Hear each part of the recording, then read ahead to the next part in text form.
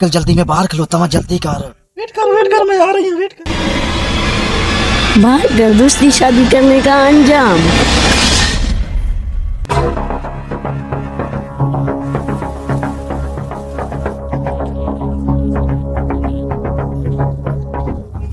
जानू मेरी गल सुन, पैसे ते जेवर चाहिए चाहिए। फिर आप इंज करने पहले मौलवी को चलने हैं ते आप जल्दी से जल्दी पहले निकाह कराइए। चल फिर चल।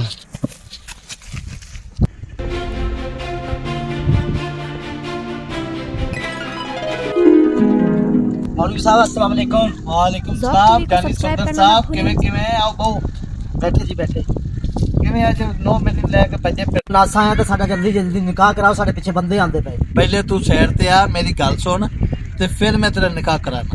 जानी सुंदर साहब इस्लाम दे विच लिखिया 4 शादियां, दूजी शादी जायज है, नजायज नहीं, लेकिन हालात दे हिसाब नाल दूसरी शादी जायज नहीं, क्योंकि कल नूं तू तंग होएगा, हालात बहुत खराब ने। मौलवी साहब असी एक दूसरे नाल प्यार बड़ा करते हैं, एक दूसरे तो बगैर नहीं रह सकते। तुहाडी मेहरबानी है, मैं तुहाडे अगे हत्थ बनना, साडा तुसी निकाह करा दो। तुसी जिन्ने पैसे कहोगे मैं तुहानू देण वास्ते तैयार हां। मैं तेरी गल सुन लई आ, पर 10,000 रुपया लवांगा ते मैं तेरा निकाह करा दें। मौलवी साहब मैं तुहानू 10,000 रुपया देण वास्ते तैयार हां। मैनू की मैनू तो दिहाड़ी नाल 10,000 वेले बह के दिहाड़ी आ रही है, कमाओ निकाह कराओ। मौलवी साहब केड़ी सोचां च पै गए ने? साडी जान नू खतरा, मिंट मार के साडा निकाह कराओ। कुछ भी नहीं, मैं बस कोई गल सोच रहा सी। आओ निकाह कराने ते 2 दर्जन केले, आधा किलो सेब, पाइया अंगूर। तेनू चीनो कबूल है कि नहीं? कबूल है जी, कबूल है। 2 दर्जन किलो चीनी चीनो तेनू मौलवी कबूल है? और मौलवी साहब तुसी मेरा कहो, अपना क्यों कहंदे ने? आधा किलो घ्यो किलो चीनी मौलवी कबूल है? और मौलवी साहब मेरा कहो। आधा किलो घ्यो किलो चीनी जानी सुंदर कबूल है? कबूल है, कबूल है, किलो घ्यो किलो चीनी जानी सुंदर कबूल है? कबूल है। तो भज के आई है। जानी साहब निकाह ताड़ा हो गया, ए ताड़ा निकाह दा कागज है, तो 10,000 देओ ते जाओ। ठीक है जी, तुसी जाओ, अल्लाह ताला सुख रखे, जाओ अपना जी।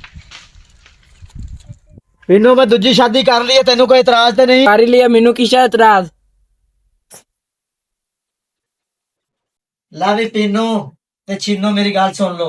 तुसी हुण बवो, हसो खेडो, मैं तुहाडे वास्ते कुछ खाण पीण नू ले आवां। मेरे वास्ते केले ले आए जे, मैंने केले खाने वास्ते बड़ा दिल कर दे। सुनो जी, मेरे वास्ते सेब नहीं आया जी। मेरे वास्ते बर्गर लेके आना है। मेरे वास्ते पिज्जा लेके आना है। मैंने सोने की चेन लेके दियो।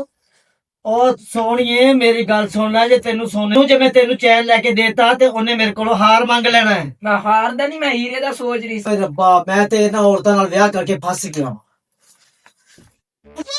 ਉਹ ਕੀ ਹੋ ਗਿਆ ਤੁਹਾਨੂੰ? ਕੀ ਹੋ ਗਿਆ?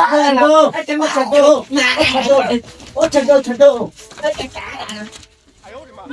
ਉਹ ਮੌਲਵੀ ਸਾਹਿਬ, ਉਹ ਮੌਲਾਨਾ ਸਾਹਿਬ ਇੱਕ ਮਿੰਟ ਸਬਰ ਕਰੋ। ਤੁਹਾਡੇ ਸਬਰ ਕੋਈ ਨਹੀਂਗਾ। 5 ਮਿੰਟ ਸਬਰ ਕਰੋ। ਤੂੰ ਇੰਨੇ ਕਰ, ਇੱਥੇ ਆ, ਇੱਥੇ ਬੈ, ਤੂੰ ਆਰਾਮ ਨਾਲ ਬੈਠ ਜਾ। ਮੈਂ ਤੁਹਾਡਾ ਹੁਣੇ 5 ਮਿੰਟ ਦੇ ਵਿੱਚ ਬੰਦੋਬਸਤ ਕਰਕੇ ਆਉਣਾ। ਮਲੰਗਾ ਗੱਲ ਸੁਣ, ਜਾਨੀ ਸੁੰਦਰ ਨੇ ਸ਼ਾਦੀ ਤੇ ਨਵੀਂ ਕਰ ਲਈ ਏ, ਪਰ ਇਹ ਰੋਲ ਗਿਆ, ਇਹ ਲਿੱਤਰ ਪੁੱਛਰ ਆਪਣੇ ਕੋਲ ਆ ਰਿਹਾ ਹੱਸਣ। ਉਹ ਮੌਲਵੀ ਕਿੱਥੇ ਮਰ ਗਿਆ? ਉਹ ਮੌਲਵੀ ਸਾਹਿਬ